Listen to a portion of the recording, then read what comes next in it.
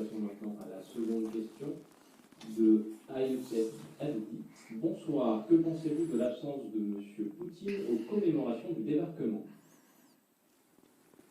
Alors, j'ai eu l'occasion d'en parler hier, où j'étais interviewé sur RT France, donc j'ai un peu envie de renvoyer l'internaute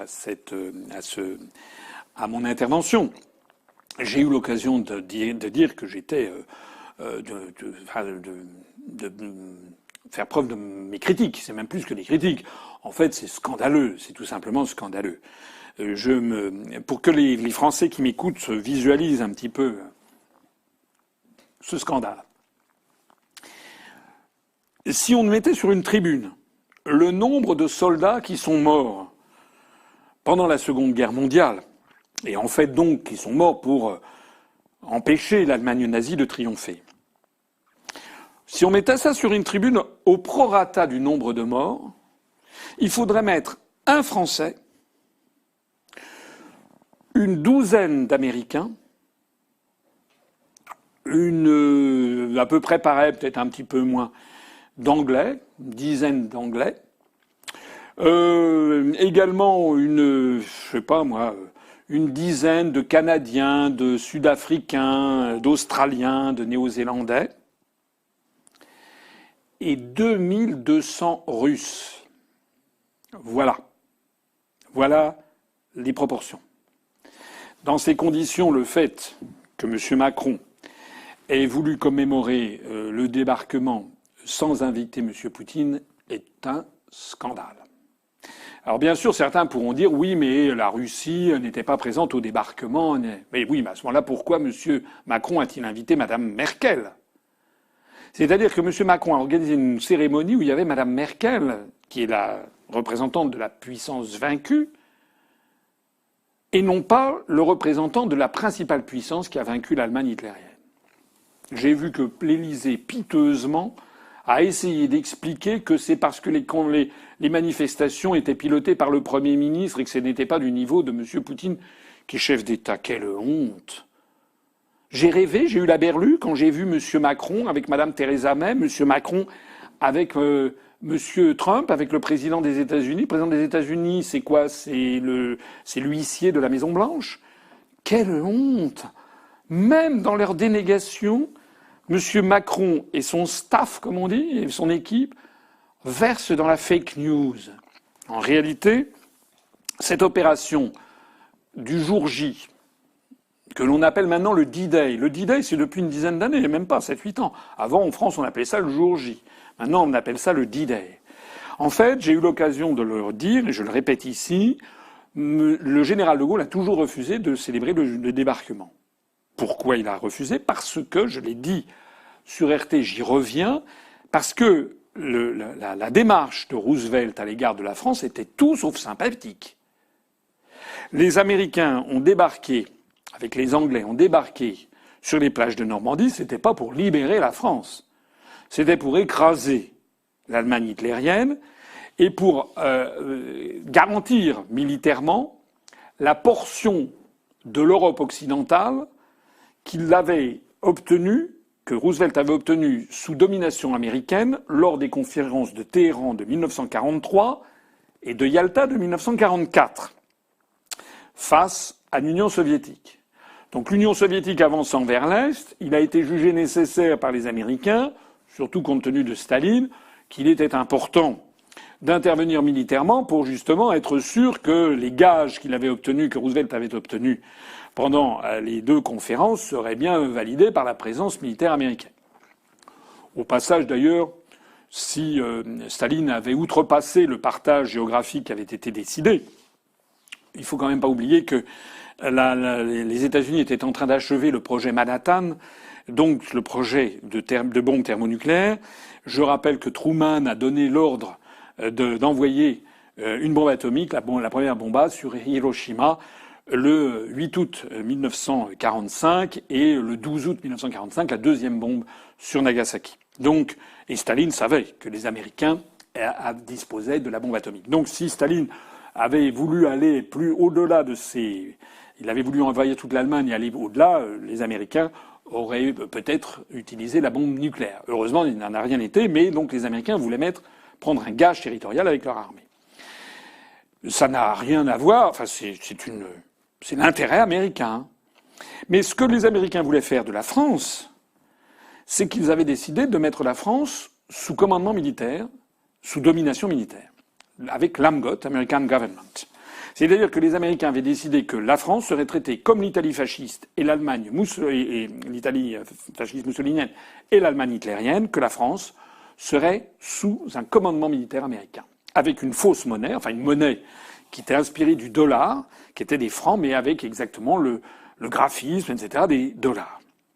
Et Roosevelt, allant beaucoup plus loin, ne voulait surtout pas entendre parler de Gaulle, parce que Roosevelt avait compris que De Gaulle était un patriote français qui ne se laisserait dominer par personne, qui voulait la souveraineté et l'indépendance de la France. Or, c'était pas du tout ce que souhaitaient les Américains. Les Américains souhaitaient avoir un vassal. Comme de nos jours, Hamid Karzai, par exemple, en Afghanistan, c'est ça que veulent les Américains. Ils ne veulent pas d'alliés, ils ne veulent pas d'égaux, ils veulent des vassaux. Et ils avaient bien compris que De Gaulle ne serait pas jamais un vassal, que De Gaulle voulait la souveraineté, l'indépendance de la France, la liberté du peuple français. C'est la raison pour laquelle Roosevelt avait écarté De Gaulle du débarquement du 6 juin. Si vous lisez les mémoires de guerre de Gaulle, lecture estivale que je vous conseille, vous verrez comment De Gaulle, fou de rage, a appris l'avant-veille même ou la veille même du débarquement que le débarquement allait avoir lieu sans De Gaulle et sans les forces françaises libres. Alors on parle beaucoup ces jours-ci du commando Kieffer, avec une centaine de Français, c'est très bien, mais les forces de la France libre et De Gaulle avaient été tenues écartées. C'est d'ailleurs là que De Gaulle fonce chez Churchill, fait un scandale à Churchill, et c'est là que Churchill lui répond cette phrase qui est restée très célèbre, qu'on cite assez régulièrement, où Churchill dit « Oui, entre De Gaulle et Roosevelt, je choisis Roosevelt, et s'il faut choisir entre le continent et le grand large, nous choisirons toujours le grand large. » C'est là que Churchill lui a dit ça. Donc, De Gaulle avait toujours refusé de commémorer le 6 juin. Il l'a dit à Alain Peyrefitte, lisez le livre C'était De Gaulle, et il a expliqué à Alain Peyrefitte, c'était un débarquement des Anglo-Saxons. Je ne vois pas pourquoi nous commémorerions un débarquement qui avait pour objet d'avoir une seconde occupation en France. Puisque Roosevelt, poussant le bouchon plus loin, avait décidé, et c'est De Gaulle qui l'explique également à Peyrefitte, il avait décidé, Roosevelt, par l'intermédiaire de Allen Dulles, qui était le responsable de l'OSS, c'est-à-dire le prédécesseur de la CIA, frère de John Foster Dulles, qui ensuite a été au département d'État. Allen Dulles était à Genève, était en contact avec Otto Abetz, qui était l'ambassadeur d'Hitler à Paris.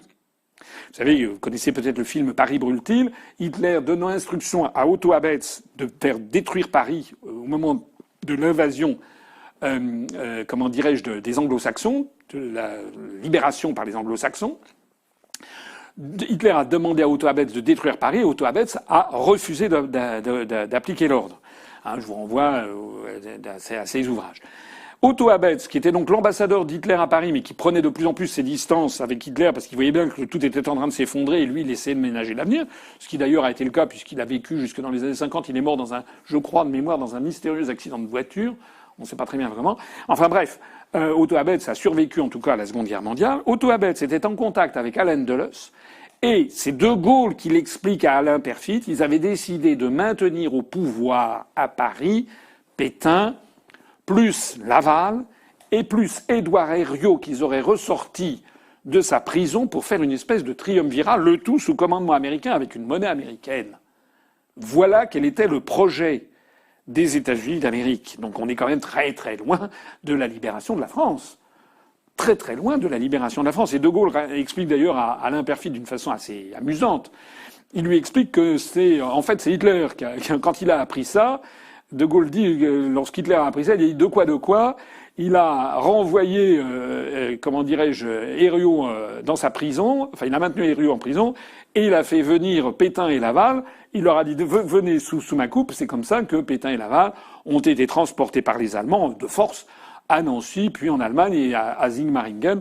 Vous connaissez peut-être la fin, la décrépitude, la chute finale du régime de Vichy, qui n'a pas été glorieux, c'est le moins que l'on puisse dire. Je voudrais encore ajouter quelque chose à ce propos sur les États-Unis. C'est que lorsque les GI sont arrivés en France, alors je l'ai dit à RT, je le répète, moi je ne suis pas du style à faire des distinguos parmi les commémorations. C'est vrai qu'il y a des GI qui ont perdu leur vie. Voilà. Et c'est vrai que quand même ils ont contribué, même si de toute façon l'Allemagne nazie était cuite depuis les batailles de Stalingrad et la bataille de Koursk, l'Allemagne nazie aurait pu durer quelques semaines, quelques mois supplémentaires, peut-être en France. Donc, d'une certaine façon, c'est vrai qu'ils ont contribué à la libération de la France. Mais ils ont contribué à la libération de la France parce que De Gaulle était là, parce qu'il est arrivé sur le sol français le 14 juin, parce qu'il a fait nommer ses propres préfets et sous-préfets, et non pas les autorités d'occupation militaire, parce que De Gaulle était soutenu par la résistance française, avec notamment un grand nombre de communistes, parce que le CNR existait, le Conseil national de la résistance, parce que les Américains avaient sous-estimé les réseaux de la résistance française et le poids de Gaulle, parce que De Gaulle a interdit la diffusion de la fausse monnaie, donc il s'est opposé frontalement à Roosevelt et aux Américains. Et c'est pour ça qu'en fait, ça a été la libération de la France. Mais le travail des historiens devrait être d'examiner à la loupe chaque jour qui s'était échelonné entre le mois de juin et la fin 1944. On en apprendrait de belles. D'ailleurs, les frictions avec le peuple français n'a pas été sans mélange. Je voyais un article très étonnant, d'ailleurs, ça m'a surpris de lire un pareil article, dans le magazine Le Point, il y a quelques jours, où il expliquait comment, à l'automne 1944, il y avait des très très fortes tensions entre les autorités d'occupation américaines et les Normands. Il y avait eu des viols de femmes en veux-tu, en voilà, etc. Il y avait eu des Français qui avaient été écrasés. Il y avait eu une espèce de comment dirais-je, de façon d'occuper le terrain qui avait été particulièrement humiliante pour les Français. Et puis, je voudrais dire aussi encore un mot sur cet aspect des choses. C'est que lorsque les GI débarquent en France en 1944, ils émanent d'un pays où règne officiellement, alors on n'appelle pas ça comme ça, mais c'est quand même bien ça, une espèce d'apartheid. Je rappelle que, par exemple, les GI noirs qui étaient traités d'ailleurs séparément des GI blancs, mais les Noirs aux États-Unis en 1945, il y avait des États comme la Louisiane, l'Alabama ou je sais pas quoi, où ils n'avaient pas le droit de vote, où il y avait des bus séparés. C'était l'Afrique du Sud. Il faut que les Français s'en rendent compte. Il faut se rendre compte que le mouvement des droits civiques aux États-Unis, c'est les années 60. Malcolm X, Martin Luther King, les Jeux Olympiques de 1968 avec le Black Power. C'est-à-dire que c'est les années 60. Et il faudra Kennedy, puis Johnson, les présidents démocrates américains et les successeurs, pour abolir définitivement la ségrégation raciale. Donc finalement, l'Amérique des années 50, des années 40, c'était à peu près l'Afrique du Sud de l'apartheid. Il faut pas. D'ailleurs, je rappelle aussi, on veut faire de l'histoire, que tout le monde a lu les livres, enfin pas tout le monde, mais ceux qui ne l'ont pas lu peuvent le lire, les livres d'Anthony Sutton, qui montrent comment la haute finance américaine, les industriels américains, etc., des gens comme Prescott Bush, ont facilité, ont favorisé l'accession d'Adolf Hitler au pouvoir. Donc, résumons-nous, le régime de Franklin Roosevelt, c'est pas du tout les États-Unis libérateurs, etc. C'est autre chose. En réalité, nous avons, alors certes, encore une fois, il faut rendre hommage aux GI qui sont morts, ça c'est vrai, mais il faut également rendre hommage à tous les morts et redresser l'histoire. La vraie histoire, c'est que ceux qui ont cassé Adolf Hitler, ce sont les Russes. Voilà. Il y a eu 28 millions de morts russes pendant la Seconde Guerre mondiale, dont au moins 21 millions, 22 millions parmi les soldats, et même davantage si on prend l'autre bout. J'ai eu l'occasion de dire aussi sur RT France et de lancer un appel. Moi, je voudrais que le président de la République fasse ce que faisait De Gaulle, c'est-à-dire qu'il commémore le débarquement de Provence du 15 août 1944. Parce que le débarquement normand avait vocation à aller directement, à passer par le nord de la France pour s'attaquer aux régions sidérurgiques allemandes, parce que c'était le poumon industriel de l'Allemagne. Et donc pour s'attaquer à ce qui faisait encore la force du Troisième Reich. Donc les projets de Eisenhower, c'était de passer par le nord de la France, la Picardie, et de foncer en Allemagne. Et De Gaulle a compris que les Américains n'avaient strictement rien à faire de la population française, et en particulier de la population parisienne, puisque ils envisageaient de les séparer comme ça. Mais De Gaulle a compris une chose, c'est que si les Américains avaient débarqué, les Anglo-Américains, et puis les Canadiens, etc., avaient débarqué, il allait y avoir une insurrection à Paris de la résistance, où les résistants étaient particulièrement nombreux, et que s'il n'y avait pas d'armée, les Allemands écraseraient la résistance parisienne, comme ils l'avaient fait quelques semaines auparavant, avec cette tragédie absolue, insuffisamment connue, qui est l'insurrection de Varsovie. Lorsque les troupes soviétiques sont arrivées près de la Vistule, les résistants polonais, qui ne voulaient ni des Allemands ni des Russes, qui voulaient l'indépendance nationale polonaise, ont déclenché une insurrection à Varsovie. Et cette insurrection à Varsovie, malheureusement, elle n'avait pas d'alliés. Les troupes nazies ont eu mandat de les écrabouiller dans des scènes d'une sauvagerie, d'une barbarie que l'on n'imagine pas. Il y a eu 50 000 civils qui ont été passés par les armes en quelques jours par les nazis, des civils, dans les rues de Varsovie. Le plus terrible de ça, c'est que de l'autre côté de la Vistule, vous aviez les troupes soviétiques qui attendaient que ça se passe, prétendument qu'elles étaient fatiguées. Mais en réalité, la stratégie du petit père des peuples, comme on appelait Staline, la stratégie, c'était de se dire « je vais laisser écraser les résistants patriotes polonais par les nazis. Une fois qu'ils auront fait le sale boulot, j'interviendrai. Et à ce moment-là, quand moi j'imposerai ma loi, je n'aurai plus les résistants patriotes contre moi. » C'est un calcul particulièrement abject de Staline. Staline qui, d'ailleurs, au passage, avait fait également assassiner quelques 3000 officiers à Katyn, le fameux scandale de on a étêté l'armée polonaise. Donc De Gaulle, qui savait tout ça, De Gaulle ne voulait pas qu'il arrive la même chose à Paris. Et donc De Gaulle avait maintenu, organisé le débarquement de Provence. Le débarquement de Provence qui a débarqué du côté de Toulon, qui a libéré Toulon, le Montfaron, et puis ensuite est remonté par la vallée du Rhône avec le général de Lattre de Tassigny, devenu maréchal ensuite, le général de Lattre de Tassigny, qui est arrivé à Paris donc en août 44, le 19 août 44, je crois, par la porte d'Orléans, où il y a d'ailleurs toujours la statue du général de Lattre de Tassigny. Et De Gaulle a fait d'une pierre deux coups, parce que comme ça, il s'est assuré que les Parisiens ne risquaient pas d'être, comment dirais-je, exterminés par les nazis, mais en plus de ça, Paris était libéré par les troupes du débarquement de Provence. Or, dans le débarquement de Provence, il y avait plus de entre 80 et 90% de Français. Le reste, c'était des Américains, des Anglais, des Canadiens, mais ils avaient vraiment la portion congrue. Il y avait plus de 80% des soldats qui étaient des soldats français. Et j'ai eu l'occasion de le dire sur RT France, je le répète ici, ces 80% de soldats français, il y en avait 10% qui étaient des soldats venus de métropole, qui avaient rejoint la résistance. Et également, dans ces 10%, il y avait quelques soldats venus d'Afrique noire, d'Afrique équatoriale française, l'AEF, ou d'Afrique occidentale française, l'AOF, c'était à l'époque des colonies. Mais les 90% restants des troupes françaises du débarquement de Provence étaient en fait des Français d'Algérie, des 3 départements français d'Algérie, et ils se répartissaient à peu près moitié-moitié entre des pieds noirs, ce qu'on appelait les pieds noirs, donc des Français vivant en Algérie d'origine métropolitaine, ou éventuellement d'origine espagnole, maltaise, italienne. Il y avait eu aussi des apports, mais disons la population européenne qui vivait en Algérie, qu'on appelait les pieds noirs, à peu près la moitié, et l'autre moitié étant des Algériens d'Algérie, donc qui étaient des musulmans. Hein. Et donc j'ai eu l'occasion de le dire. Moi je trouve que le président de la République s'honorerait à respecter la réalité historique. Respecter la réalité historique, ça veut dire que moi je suis favorable aux commémorations. Pourquoi pas d'ailleurs à inviter effectivement le chancelier d'Allemagne, à condition que l'Allemagne tienne compte des leçons du passé aujourd'hui, ne prétende pas maintenant de nouveau régenter l'Europe, parce que ça va très mal se terminer cette histoire.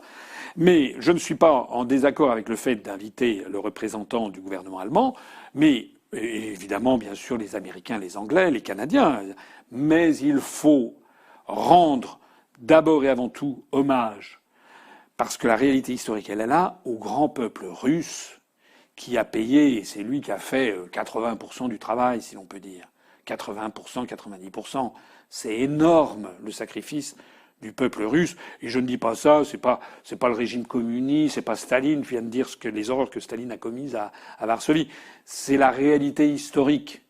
Et la réalité historique, c'est aussi de dire qu'il y a eu des Français qui ont contribué à libérer la France, certes, à leur petite proportion, mais il y a quand même eu 18 000 morts français qui ont libéré Toulon, qui sont remontés par la vallée du Rhône, qui ont libéré Paris, qui ont ensuite libéré Strasbourg. À un moment, d'ailleurs, lors de l'offensive des Ardennes, les Américains ont demandé à De Gaulle de retirer les troupes françaises de Strasbourg. De Gaulle a dit hors de question parce que sinon ça serait un carnage à Strasbourg. Et donc De Gaulle a maintenu les forces françaises à Strasbourg pour empêcher un carnage. Il a désobéi aux prétendus ordres qui venaient d'Eisenhower et du gouvernement américain. Et ensuite, il a fait franchir par les troupes françaises le Rhin. Il est intervenu en Allemagne. Ce sont les Français qui ont libéré Stuttgart, au nez à la barbe des Américains, parce que les Américains avaient décidé que c'est eux qui libéreraient Stuttgart, parce que c'était un nœud ferroviaire très important. Et puis les Français ont poursuivi en Bavière et ont été les premiers à arriver au fameux nid d'aigle de Hitler, à Berchtesgaden. Hitler n'était pas là, il était à Berlin. Il était d'ailleurs en août 45, il était déjà mort depuis plusieurs semaines. Il s'était suicidé en avril 45. Mais ce sont excusez-moi, on est en 44, je fais une méprise. Donc en août 44, Hitler était à Berlin. Ce sont les Français qui sont arrivés à Berchtesgaden. Et pourquoi De Gaulle a-t-il fait ça? Là aussi, j'ai eu l'occasion de le dire à RT France hier. C'était parce qu'il voyait loin. C'était aussi pour participer, en tant que France libre, pour participer à l'effort de libération, à un effort militaire qui, certes, a été marginal par rapport aux forces en présence, mais marginal ne veut pas dire nul. Et c'est ce qui lui a permis ensuite de réclamer d'avoir un poste au siège permanent au Conseil de sécurité de l'ONU. Des pourparlers ont eu lieu début 45 à Dumbarton Oaks pour savoir comment allait s'installer l'Organisation des Nations Unies, dont l'idée était de Roosevelt. Roosevelt avait proposé ça à Staline et à Churchill en 44. A priori, Churchill et Staline avaient dit non, mais Roosevelt avait eu l'idée d'avoir une espèce de directoire, ce directoire qui avait tellement manqué à la Société des Nations. Et ce directoire, Roosevelt avait prévu 4 pays, les États-Unis, l'Union soviétique, le Royaume-Uni et la Chine. Et parce qu'il pensait qu'avec la Chine, l'Union soviétique, les États-Unis et puis le Royaume-Uni et tout son Commonwealth, ça représentait une majorité de la population mondiale. Je rappelle que les Indes étaient encore britanniques à l'époque. Et donc, Roosevelt avait proposé ça, et ce qui avait emporté la décision, c'est qu'il avait proposé un droit de veto à chacun des membres permanents dans ce directoire. C'est pour ça que Staline et Churchill avaient dit oui. Sauf que le problème qui s'est posé, c'est que Roosevelt ne voulait pas de Gaulle et ne voulait pas de la France. Les Anglo-Saxons ont toujours voulu l'affaiblissement de la France. Et De Gaulle, il faut lui rendre cet hommage extraordinaire de s'être battu, non seulement pour la liberté et l'indépendance de la France, mais pour qu'elle garde son rang. Et ça a été une bataille terrible contre Roosevelt. Il a été aidé, en fait, par une relative indifférence de Staline, et puis, vers la fin, par Churchill. Parce que Churchill avait compris que Roosevelt voulait, en fait, la destruction des empires coloniaux. Donc la France était visée, mais les Royaumes-Unis aussi. Et donc Churchill s'est dit, mais finalement, ça serait pas mal qu'il y ait la France avec nous. Donc ça a été comme ça que ça s'est passé, mais une chose est certaine, c'est que s'il n'y avait pas eu le débarquement de Provence, s'il n'y avait pas eu l'effort militaire français pendant le deuxième semestre 44 et le premier semestre 45, la France probablement n'aurait pas été membre permanent du Conseil de sécurité. Et c'est pour ça que c'est si important ce qui s'est passé à cette époque-là, si important de le connaître en profondeur. Et aussi, la divine providence, si j'ose dire, c'est que Roosevelt est mort brutalement d'une hémorragie cérébrale le 12 avril 1945. Si Roosevelt avait continué à vivre, probablement la France n'aurait pas été membre permanent du Conseil de sécurité.